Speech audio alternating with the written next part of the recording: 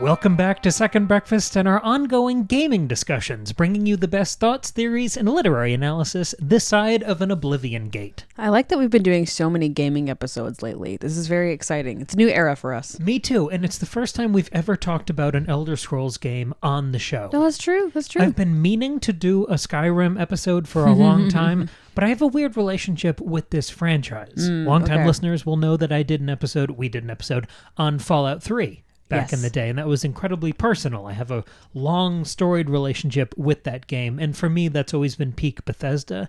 We also did an episode on Starfield, but we've never touched Elder Scrolls, and for most people that's the mountaintop. That's the go-to Bethesda game. Yeah. And of course, we've been a fantasy show for so long. We went chapter by chapter through all of Tolkien and Game of Thrones and The Witcher, and we've done hundreds and hundreds of fantasy episodes, and we've never talked about an Elder Scrolls game. That's pretty surprising. Pound for pound, Skyrim's probably the number one most prevalent fantasy piece of media for our generation. It might. You think that's fair? I mean, well, I don't know. Lord of the Rings is pretty big, but I mean, I guess in terms of like time commitment, yeah, it's up there for sure. It's at least a contender. It is very much up there. It's on that Mount Rushmore. Yeah. The problem for me is that I never really clicked with Skyrim. Right. I played through it, I think, twice. I've beaten it. I've really tried to spend time in that world, and it's never really clicked for me. Same with me. I tried to play. I played it back in high school. Well,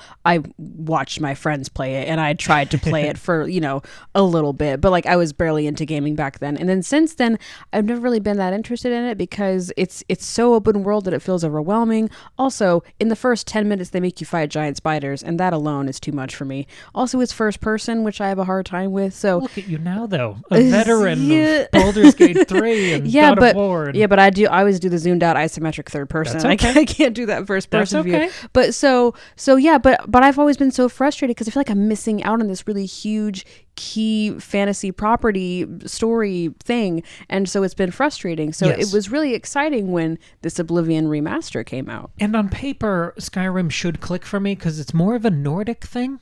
Yeah, I feel like that's more how it leans, where Oblivion, now that I've played through it and I'm, spoiler, completely in love with it, I think it's more of that traditional European classic heroic fantasy. Totally. That things like Lord of the Rings are so steeped in. Very much, yeah. And I should say, Cam played this whole game. I played a little bit of it, of this remaster. I stopped playing it, not because of the game, just because I have other things going on. And sometimes I just go through phases where I'm not playing games. I'm in one of those phases right now. The day it's not it came the game's out, fault. you played a few hours. So you're at least kind of versed in it. And I enjoyed it, and I plan to play more, and I'm sure this will inspire me to continue to play more. So my not playing the game is not the game's fault. I should just say that. I beat the main campaign, the main story quests in 21 hours, and I've probably put about 30 into it now. To tie back to the Doom episode that we did last week, I got an achievement when I beat the final mission, and it said 2% of people have done this. That's right. So, another weird, worrying statistic, but I think that's part of it for Bethesda games. I think that's okay here versus a linear single-player level-based campaign like a Doom game. Okay. Because people love Bethesda games for the wandering factor. Yes. And I think that's something I really discovered here. Because Oblivion, it's totally reinvented my fantasy game opinions, and I think it might be my favorite fantasy game now. Wow. Because it feels like the ultimate simulator for what I love about the genre. This world is such an incredible sandbox, and I think that comes down to the number one focus of the game and the clear interest of the game and everyone who worked on it. It's about intense, well-written medieval questing. Yep. And that's what I want, because I'm so used to more modern games which are bigger and broader and more open world and impressive, and I think that's a lot of fluff. We've talked about that interpersonally. There's a lot of bloat in a lot of, you've played Valhalla. I love Assassin's Creed Valhalla. In modern games especially, there's all this pressure to, my campaign has to, if it's not at least 40 hours, what am I doing? Right. And I think there is a value to a really long and rich game, but not all games have to be like that. And I think, especially now that gaming prices of everything, but gaming prices are increasing, I think developers are feeling pressured to, if my, players are paying $70 for this game. I want it to be worth it, but I don't want to pay $70 for fluff. I want to pay $70 for a good game. Sure, you know? Sure. And I think that's a good thing to point out because this remaster was released at $50, which is incredible. That's fantastic. That is to be lauded. Because they could have charged $75, $80 for it. And they didn't. If Mario Kart can, then one of the most beloved RPGs of all time surely could. Yeah. But when I played the original Oblivion earlier this year, I put about 10 hours into it, and it was all right. But then, like you said, I got distracted by other things. But jumping into this version, knowing that I wanted to cover it here, if it spoke to me at all, I found so much more in this remastered version. Because that questing that I'm talking about, it's not the fetch quests. It's not the open world busy work that I kind of look past in a game like Assassin's Creed Valhalla, which I love, but there's an asterisk at the end of that. I love it despite a lot of those design decisions. It's mostly because you just enjoy being in the world and less that you enjoy the actual quests and gameplay. That's how it is for me, at least. But there's an art to the side quest. And the thing I love about Oblivion is the quality of every quest, even the most menial side task and completely non-obligatory thing.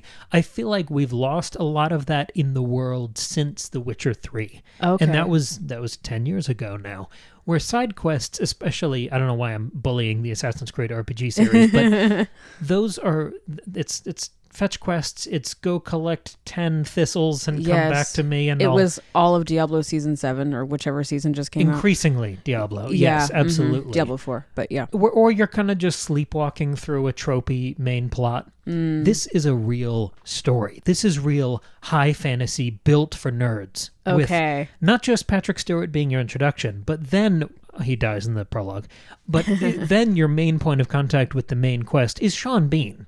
Oh, cool. Okay. So they're using Sean Bean as a touchstone before Game of Thrones. Right. I didn't get that far. Yeah, okay, great. But he's already been Boromir, so you're like, okay, I'm locked in. But these are all the factors I want in a fantasy game. It's kings and monks and blades and imps and skeletons with swords and shields and ghosts in catacombs. This is what I wanted. I don't think I would have picked this up knowing that it was more of a hardcore RPG. I was thinking of it being more arcadey because as much as I love Fallout 3 or I have a complicated love for things like Starfield or Fallout 4, I think of them as more arcadey. And I think I didn't know what I wanted. Because Oblivion spoke to me almost more than those games did, because it's so much about atmosphere and immersion. It is more of a hardcore RPG, or I think you can at least play it that way. Yeah, so do you want to talk about some of the role-playing elements and how you sort of leaned into that? Yeah, totally. Because you don't tend to really... I don't know. I don't think you tend to roleplay all that much. Like, I don't think you tend to lean into those elements very much. You tend to, you're very much a, cutscene skipper, skipping through dialogue. You're very focused on playing the game versus on getting the lore or the story or the backstory for the most part. Yes, for some games I'm all in. Headphones on, completely blocked in, immersed with all my available senses. But you're right that a lot of the time I just blow through it because I'm there for gameplay first. If the gameplay's not good, I don't care about the rest. Sure. And I've played a lot of fantasy RPGs lately that have left me just whelmed. Not good, not bad, just I don't know. I mean, it feels like a way to pass the time. Yeah, okay. I'm thinking specifically of the time I spent with Avowed and Dragon Age Veilguard. I probably put 20 hours into both of those. I didn't beat either of those main quests, but at some point I just stalled out and moved on. I remember you aggressively skipping through all of the story for Dragon Age. It was very funny. I tried at the beginning. I just couldn't. I mean, I couldn't hack it in either of those games with the story, but I think it was because they weren't the flavor of fantasy that I wanted. I see. It wasn't all about atmosphere and immersion there. They felt so modern in sensibility and mechanics in a way that Oblivion isn't. Sure. Those more modern games are arcadey, they're more actiony, and they're much more convenient. There's less of that classic RPG inconvenience. Struggle. That you kind of come to love. I mean, I know, to throw it to you again, I know you started Kingdom Come Deliverance a little bit ago. I know you've put a lot of time into Baldur's Gate. So you're more of a fan of this type of hardcore RPG I'm talking about. Definitely. And it did take me a bit of adjusting, like that struggle that you're talking about. I was very used to modern conveniences. My way into a lot of these like big RPG games was Hogwarts Legacy, which holds your hand the whole way through, which I loved and adored and praised in our episode about that game, because I'm very much a new gamer in that way. So when I then started playing Baldur's Gate 3, I was like, what am I supposed to even do right now? And adjusting to that was difficult. But once it kind of clicked in my head, it's supposed to be like this. You're not supposed to know what to do next. It became very rewarding and exciting and interesting. And like, then that's when the role playing really does happen, when you lean into the world and let things unfold and you don't feel like you're part of a planned out story that you're kind of going along with the ride for. It's more, I am creating the story in the game. Like the game is here for me to create the story within it. And that's like a very different sensibility. Yes. It's a weird thing to talk about because it's so mercurial and imprecise. It's very much a Goldilocks thing for the type of RPG I prefer, because I don't want it to be too clean. When I play something like Avowed, which is a team in Obsidian who are definitely iterating upon the Bethesda formula, Avowed feels better to play in that it feels more convenient, more snappy, more responsive, more modern. Yeah. You can control your movement better. It's just, it has those quality of life features that I always say I want in modern games. But that level of frictionless experience, eventually my eyes glazed over. Yeah, it's that right. thing of sometimes you don't want what you want. Right, because then you're not as engaged. It's easier to zone out and to just kind of like smooth sailing through and not really feel connected to it. But Oblivion is clunky as hell and simple. But I kind of think that's what I want in a fantasy game. I think it should feel kind of clunky because it's just me rocking with a big-ass sword in a big world. That's what I want. And so much of the time in this game, because there aren't really cutscenes to skip, it's all conversations and interactions that you need to pay attention to. So I wasn't able to kind of jet stream through a lot of the game. So much of it is, okay, I just talked to this person, now I have to go over to this castle and talk to someone else. So there's a lot of travel time. Okay. And I thought it was interesting and kind of unexpected that from the first second you jump into the game, you have fast travel. Anywhere. Weird. Oh, anywhere? Not just like places you've been, but anywhere. Pretty much anywhere. You can, like, if you stumble across a cave, it'll become one of your checkpoints. But you have a lot of spots you can jump to around the world immediately. That's pretty cool. But I ended up walking a lot in a way that I do when I really fall in love with a game. Yes. And otherwise, you're fast traveling left and right. Yeah. Of course. It's that modern convenience. But this is interesting because apparently this was in the original game as well. But that wandering, when you're headed 2,000 steps in that direction and you find stuff along the way and you pick up some side quests, even if you don't abandon the main quest and jump into that right now, just bookmarking it. Right, to do later. Putting it in your back pocket for later and sincerely looking forward to it. And now that I've beat the main game, I'm going back and doing all that shit. I blew through the main quest because I was just enraptured by the story and wanted to see what happened next. That's really good, yeah. But since beating it, I've kept playing it, which is weird for me for an RPG. Yeah, that is surprising, yeah. Because I'm now doing all the side quests. I'm cleaning up everything I found, and obviously, as I talk to more people, I'm picking up more side quests. Yes, of course. But I'm also doing the shit I hate in RPGs. I bought a house yesterday. I am intent on decorating it. You never do that kind of thing. I get behind that like immediately. Like, I love Stardew Valley. I'm all about that, but you never really care about that. So I was so surprised when you showed me. I'm joining guilds, Maggie. I'm halfway through joining the Mage Guild. That's wonderful. I don't do these things. That's so funny. So what is it that got you to really lean into these things? It's how good the wandering feels. And this is a moment where I want to talk about kind of the way we release episodes, just as a little aside, because I'm an audio listener. I'm absolutely a podcast guy, but I know some of our audience prefers the YouTube version. I would recommend the YouTube version of this episode. Oh, yes. Because instead of pulling some video footage of my gameplay, I found myself constantly pushed to take screenshots. And I realized after about 10 hours why I was doing that. It wasn't just like, I need to do admin for the podcast. Right, It was that it was moments that inspired me. creatively, moments that captured something I love and adore about the fantasy genre.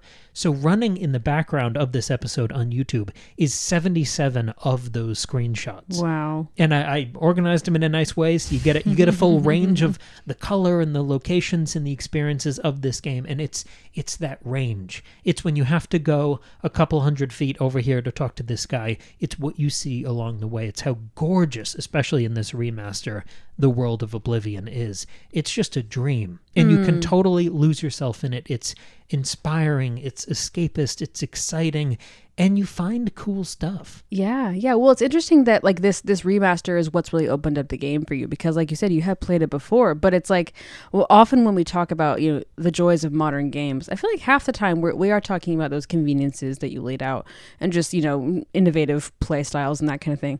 But we're also talking about aesthetics and graphics and lighting engines and that kind of thing. And the fact that this game kind of gives you the best of both worlds is really cool. It gives you the modern, technology and artistry of having this beautifully rendered world mixed with that sort of more old school 20 years old style of like clunky fantasy role playing. Exactly. It's the best of both worlds, because the thing that caught me, the trappings, the look of this thing running in Unreal Engine 5, that's what got me in the door. But the thing that kept me there, and the thing that I'm in love with, it's the engine underneath. It's that 20-year-old clunk and all of the messy mechanics underneath. We read and watched a lot about this remaster to try to figure out what it is they did other than make it look pretty.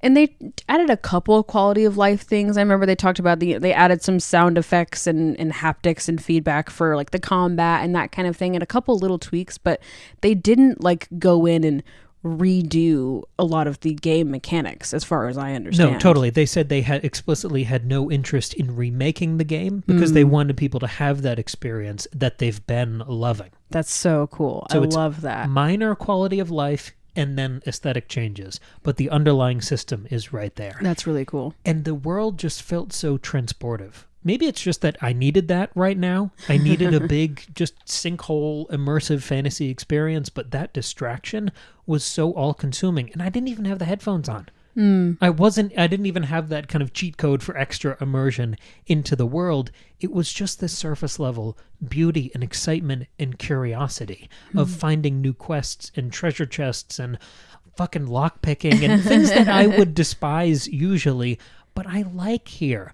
It was the wandering through this world. It's so beautiful. You can control time. You can wait for as many hours as you want. So if you just like day, you can make it always daytime. But seeing the I always range, do that. I get scared at night, so this is great. Well, yeah, but like Elden Ring, different things come out at night. Yes, it right. It feels different, and that's another game that I got completely lost in. And I think this is a similar type of fantasy. Okay. Different type of gameplay, but I think it pulls from the same well within the genre.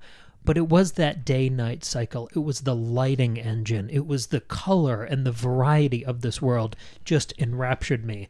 And that's where I had this issue. So I told you, I was talking to you one day when I was playing this game, and I said, I'm really enjoying Oblivion, but this thing came up and I got turned into a vampire. Oh, that's right. I forgot about this. The vampire interlude that sidetracked my playthrough of Oblivion Remaster is so interesting because it started with I woke up you have to sleep to level up. Oh, okay. To apply some of like your taking skill a points. long rest and that kind of thing. You have to find a bed. Yeah. And sleep. And so I was doing that to apply some skill points and, mess with my stats.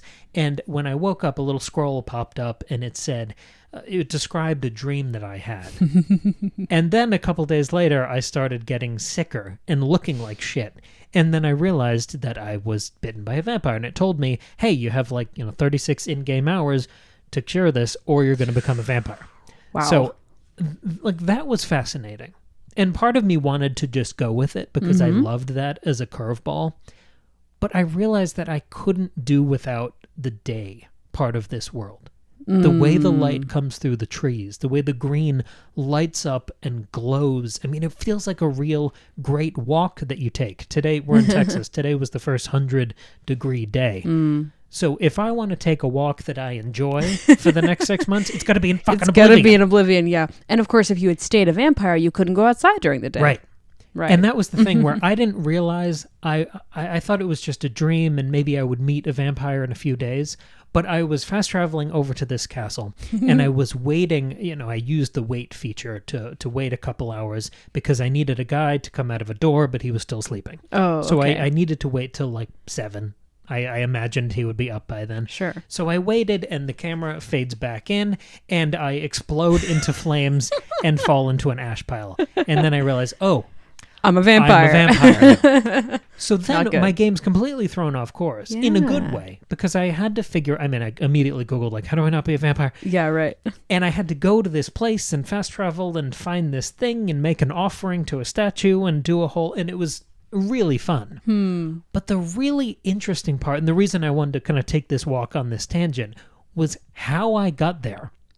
Because I couldn't just fast travel because it was daytime. Oh. And I would just burn to death if I walked around in the sun. Oh, I see. So I had to go back to the previous save Yep. before I'd made it daytime. Yes. And then I had to fast travel. And then I had to find a little cave And to hide. jump into and do the time cycle again until it was nighttime. Then I walked over and I found this salt and I did the offering and I'm not a vampire anymore. Amazing. But what an amazing...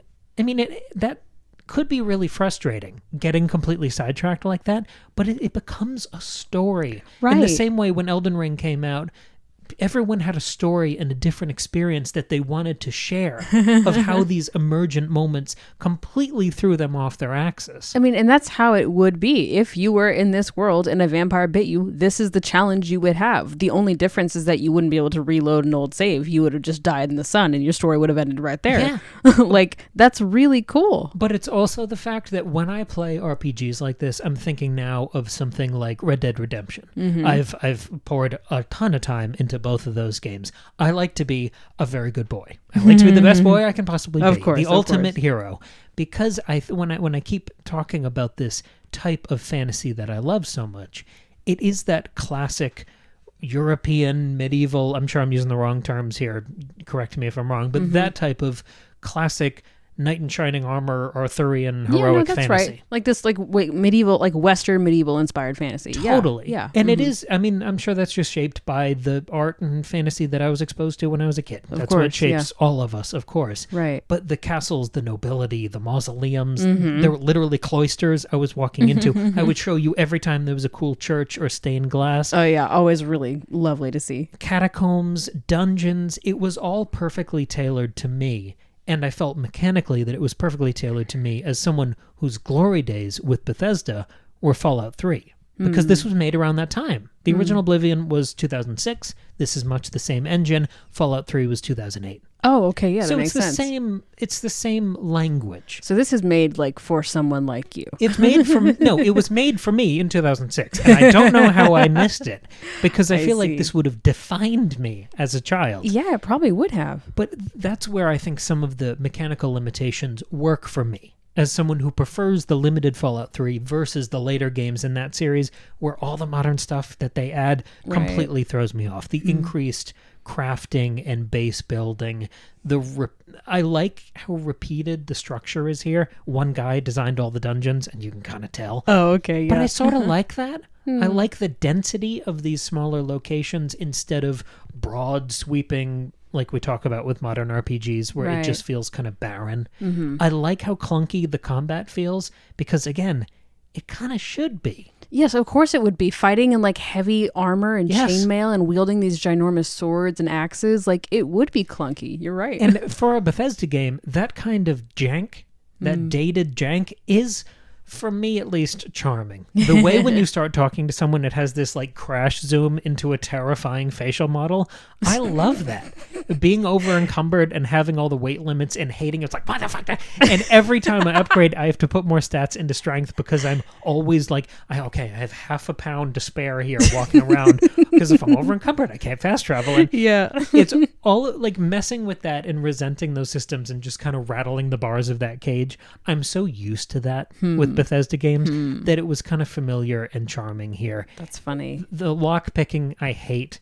I always hate lock picking. Me too. The lock picking in Skyrim, it infuriates me. It's the worst thing. Every time I see an image of that, I have a visceral reaction. The fact that the fucking dungeons don't tell you when you're finished with them.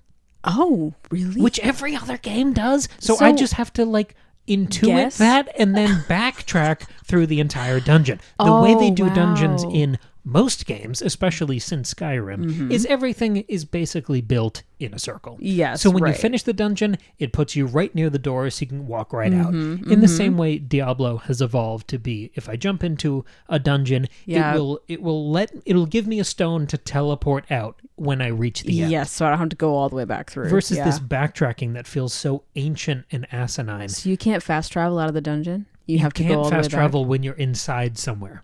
Oh my god.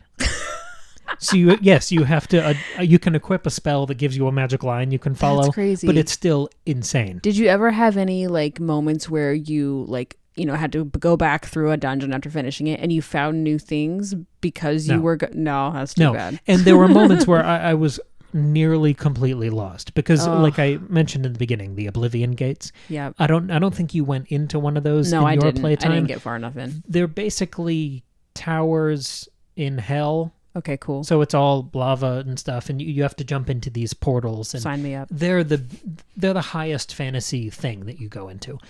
The problem is there are like 60 of them scattered across the map. I did 9. Like a lot. Okay, yeah. I did 9. I or maybe it was a couple more than that, but last time I looked at the numbers, it was 9. Okay. I did as few as I possibly could because I would get stuck in those, and they're so long and they're so repetitive. Oh. And they spawn everywhere. So I'm taking my moseying little walk through the countryside, and there's a big hell gate, fire and brimstone Oblivion gate popping up in front of me, and little imps and demons running out of it. It's just the Sauron theme playing. I'm strolling. Yeah, I'm strolling. I'll deal with you later. I'm having a peaceful walk. So there were, between the compass and Google, I could mitigate the worst of the jank and the just clunkiness of it, but it also kind of made me smirk the whole time. Yeah, sure. The thing I want to close with here, and this is something you brought to my attention, and I think you brought to this new playthrough of Oblivion, is that of all the Bethesda games I've ever dabbled in, I have never switched POVs as much as I did in this playthrough of Oblivion Remastered. Yeah, because one of the things they added in this remaster was the option to do a third-person POV. No. What? Always been there. Really? Yes. Oh, then what am I thinking of? Did they add a zoom out? You didn't know that it was there. Did they add a zoom out? There's an FOV slider that we use to really crank it out for you. Maybe that's what I'm thinking of. But no, it's always had Did Skyrim have that? Yeah. Then why didn't my high school boyfriend let me do third person? One of his many faults. God. That's why you're not doing the podcast with him. 15 years after this game, I've been thinking that they only had first person the whole time. I said that with such confidence. You did. Okay, why don't you keep doing the podcast? I'll just sit here as like your an current idiot. boyfriend, I'll take over again. So first person, yes. I know that you don't like it because you don't like first person, and I know most people who didn't grow up playing first person games can't. I literally can't. Yeah. I get so confused. I want to throw up. I hate it. Yeah. I did though. So for me, I like it because it reminds me of Halo and all the other games, and I like it because I always like a big longsword. That's a fantasy thing, but the way first-person fantasy works, where half the screen is dominated by, I want it to be an axe. I want a big axe head taking up as much of the screen as possible. Oh, interesting. Because for me, that's part of the fantasy. That's part of the immersion. Because if I was walking around with an axe, it would take up a lot of my peripheral vision. Well, and that's why I like the third person, because I can see all my armor and my cool stuff that I have. I get that. And every time I was stuck in some kind of catacomb rabbit warren thing, I would switch to third person and then go, oh, okay, so there are 2 exits out of this room, where I was just like bumping into walls and freaking out in first person. Yeah. But that closer third person option, if you click the right stick, it then looks more like modern God of War or modern Assassin's Creed or Star Wars Jedi. There's a lot of that in this game. Jedi Fallen Order, that first one, also makes you fucking backtrack out of all the puzzles. But if you click the right stick again, you get this zoomed out third person.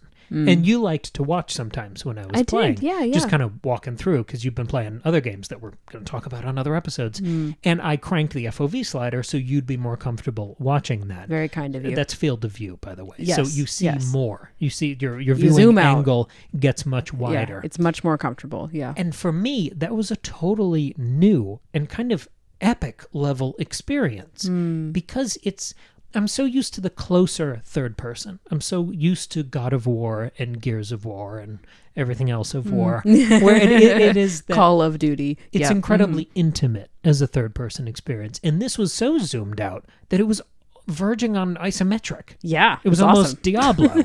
Uh-huh. But for me, it was more comfortable because I had that environmental knowledge, but also because I had more of a sense of scale.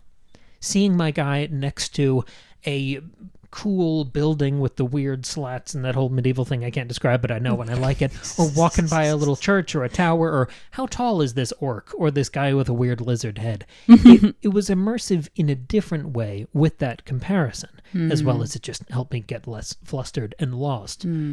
But as someone who is a writer, who has dabbled in fantasy and worked in sci-fi and horror and all these other things, I got the weirdest sensation from this zoomed out third-person POV, where it almost felt like I was watching a story unfold as I was creating it.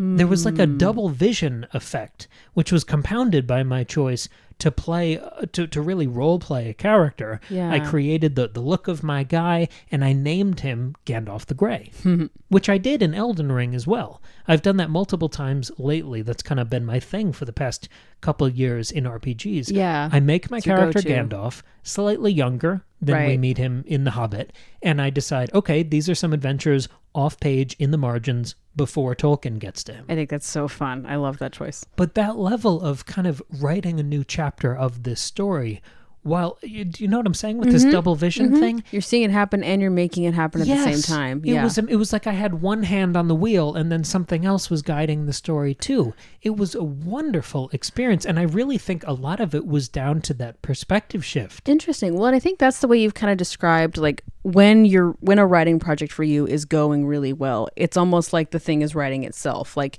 the thing grows its own sentience and agency and starts to unfold before you rather than you causing it to unfold, which is not true. Of course, you're the one doing it, but it starts to take on a mind of its own. Yeah. And you are following it where it takes you versus the other way around. A couple years ago, I wrote and illustrated a full fantasy graphic novel, which is the first time I'd ever drawn that genre. And it does have monsters and combat and axes and castles and magic and unexplained stuff.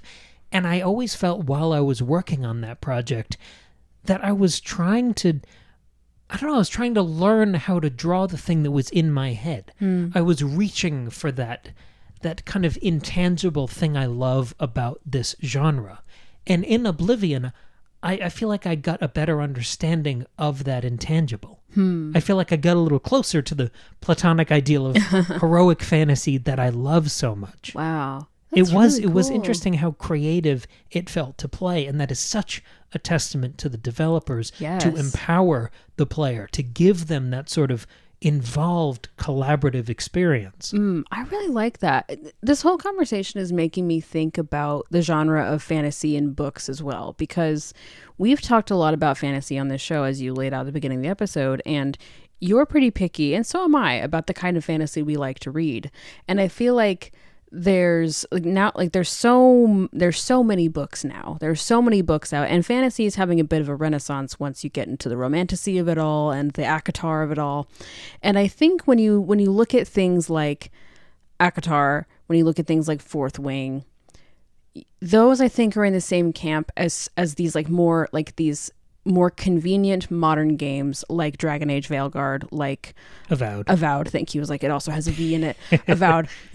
Compared to the 1,000-page tomes of Brandon Sanderson and George R.R. Martin and J.R.R. Tolkien in the camp of Oblivion. Do you know what I'm saying? Yes. Because, I mean, you've even said yourself, you're never going to touch Brandon Sanderson because it feels like homework. It's clunky. It's hard to get through. It's too many places, people, things. There's too much lore.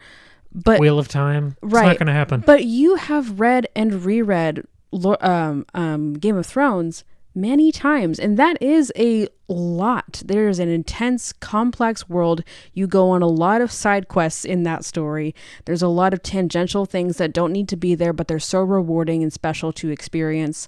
I think that's sort of the type of fantasy you really like, versus something like like Iron Flame, Fourth Wing, you know, which is readable, quote unquote. It's very readable. It goes fast. It doesn't waste time. It's just fun. It's a good ride. And you get to dip your toe into the fantasy genre a little bit and have a nice time, but you're in and out really fast and you don't have to try too hard. It's frictionless, like we were talking about before. It's smooth. And that can be fun, but it's not nearly as rewarding as something as rich as, you know, somebody like Tolkien, which is not, it's hard to read. Like at times Tolkien is hard to read. Not that he's like particularly sophisticated in his writing. It's just like it's a little dull or it's a little slow. Yeah. Or we're kind of like meandering in the forest for a while and you're like, what are we doing? And sometimes that's frustrating, but it doesn't matter because the places you end up going are so rewarding. And I think that's what you're talking about with this game. Yeah, I mean, you're talking to someone with a philosophy degree. I'm used to things that are miserably hard to read.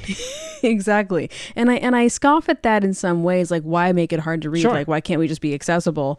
And I think that's I think the accessibility discussion is a separate one here. But like I'm intrigued by your distaste and your lack of interest in someone like Brandon Sanderson, because I think you would actually really like him if you gave it the time. That's the thing. It's a completely uninformed opinion. Yeah. I've never read any of his work, so I don't have an opinion on it. I'm just saying from eyeballing it in Barnes and Noble. That's my guess. Of course, yeah. And I think I've seen a lot lately online. There's a trend of like looking at a long book and saying it's not that serious, as in like there was no need for it to be 1,000 pages. But I think that's totally untrue. I think, number one, I don't think that level of judgment of seriousness applies here, number one. But number two, I think it's nice to meander. I mean, there's a beauty and a skill in being an efficient writer and not wasting the reader's time and conveying a lot of complex ideas, you know, with few words, like Hemingway style.